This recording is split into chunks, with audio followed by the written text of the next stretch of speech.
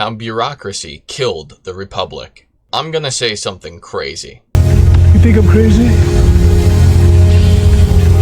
Yes, I am. Star Wars is political. I don't believe what I'm hearing. Yes, that's right. It's inherently political. Because controlling one's city, one's nation, one's planet, and one's galaxy requires politics. The clone army had to be approved by the Senate. The act of war itself is political. And transforming a republic into an empire is most definitely political. As you can see, I'm dressed for a funeral today. No, not that one. Sorry to bury the lead like it's Obi-Wan's smile. Killing younglings. Not Anakin. But today's subject is how bureaucracy killed the Republic. Before we get too far in, the YouTube algorithm is a bureaucracy that's killing my vibe, the living force, if you will. So we're going to break that bureaucracy right now. Think of Anakin and Obi-Wan. If you like Anakin better, hit the like button. If Obi-Wan has the high ground, hype the video. If you love them both, subscribe and share. And may the force be with us all. The original trilogy has politics, but it's more of a backdrop, with the focus being on the journey of these unlikely space friends. However, politics nerds like me find the prequels especially ripe with political fruit. In The Phantom Menace, the very first plot point is that the taxation of trade routes enrages a faction to the point of blockading another planet from trade, and then eventually invading it. Speaking of, are you a fan of Cuban cigars? Having the honor of taking Cuba. When Obi-Wan and Qui-Gon show up to negotiate with the aggressors, the Trade Federation immediately tries to kill them, despite arriving in good faith. Who does that remind me of? Accusing Israel of attempting to sabotage the peace talks by going after Hamas negotiators. The Trade Federation launches their invasion of Naboo, capturing Queen Amidala and starving the planet until she is compelled to sign their treaty, which she courageously refuses. The Jedi are able to liberate the Queen and narrowly evade the blockade. When on Tatooine, they can't afford to repair their ship because the planet doesn't accept Republic credits, a currency issue rooted in politics. Republic credits are no good out here. I need something more real. But that's besides the point. After abducting a slave for themselves, they make it to the galaxy's capital, Coruscant. They meet with the Senator of Naboo, Sheev Palpatine, who gets them a hearing at the Senate. Already, Palpatine plants the seeds of distrust for the bureaucratic processes, telling Padme that direct relief will be blocked by people who care more about rules and procedures than the people they're intended to represent. The bureaucrats are in charge now. The young Queen Amidala chooses to trust the fellow Nabooian. Nabooian? Naboobian?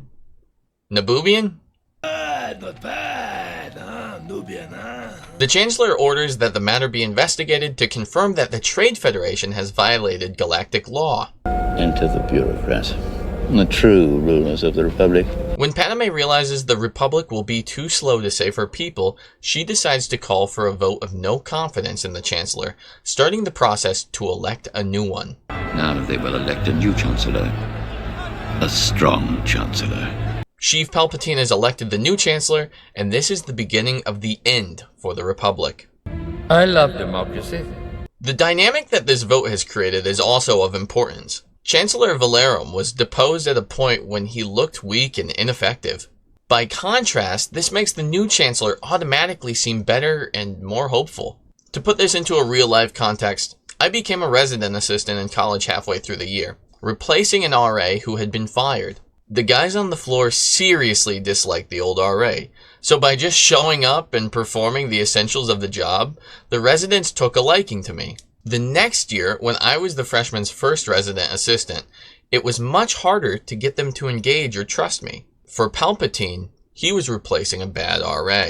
Even after Palpatine is elected, he doesn't take immediate action to save his and Padme's people, immediately using the excuse of bureaucracy to dismiss it, insisting that she stay on Coruscant where it is safe. Instead, the Queen again acts courageously, returning to Naboo and forming a military alliance with the Gungans to reclaim the planet from their illegal occupiers. Colonizers, if you will. On to Attack of the Clones. We see assassination attempts on the now Senator Amidala. This is because she is an anti-war representative and prevents the Chancellor from gaining additional power. Padme works towards reconciliation with the Separatists while other senators work towards the destruction of them. The other senators generally feel that the hands of Chancellor Palpatine are being tied by bureaucracy.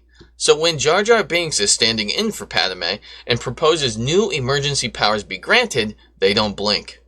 Give immediately emergency powers to the Supreme Chancellor. Chancellor Palpatine successfully manipulated democracy by blaming bureaucracy once again. With these additional powers, Palpatine announces the construction of a Grand Army of the Republic. Luckily, thanks to 10 years of evil scheming, he already has his clone army ready to rock. This is a good time to mention that making one person all-powerful when directing the military is a dangerous act. There is very little oversight and accountability, and when bureaucracy is in play, even checks and balances are hard to achieve. By the time the process catches up, the damage is already done. The war crimes, or genocide has already been conducted. When compounded by laws that provide immunity to those leaders, they will never face accountability for their dubious deeds, especially when those people don't subscribe to intergalactic or international law. Before we move on, while Padme and Anakin are in hiding on Naboo, they have a discussion about their political beliefs and the frustrations of working with people in a democracy. Anakin proposes the use of force to align dissidents with leadership. The trouble is that people don't always agree. Well, then they should be made to. Sounds an awful lot like a dictatorship to me. Well, if it works. This desire for autocracy and tyrannic rule is laughed off as a joke, but Anakin has revealed his actual position of black and white absolutist thinking. My allegiance is to the Republic, to democracy! If you're not with me, then you're my enemy. And to the few ladies out there watching this, if your love interest ever starts joking about how they want a strong, wise dictator to lead the country.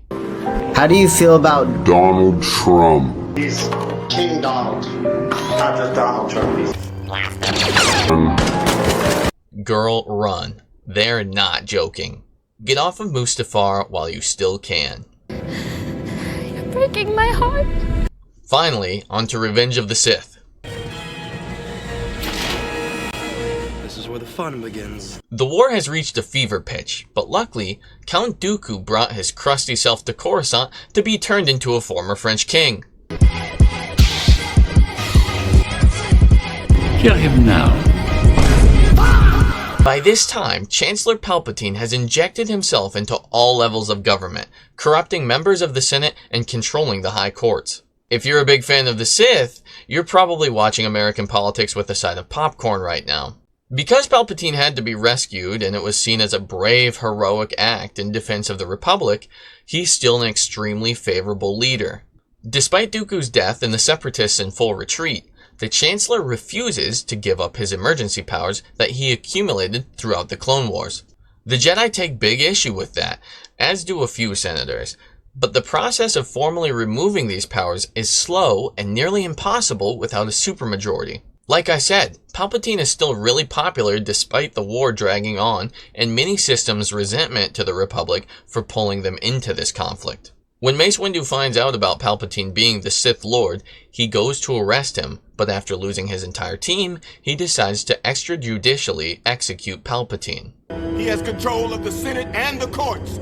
He's too dangerous to be left alive. And to a degree, Windu is right. The court process would drag on, and Palpatine would almost certainly be found innocent due to the corruption sown by Sheev.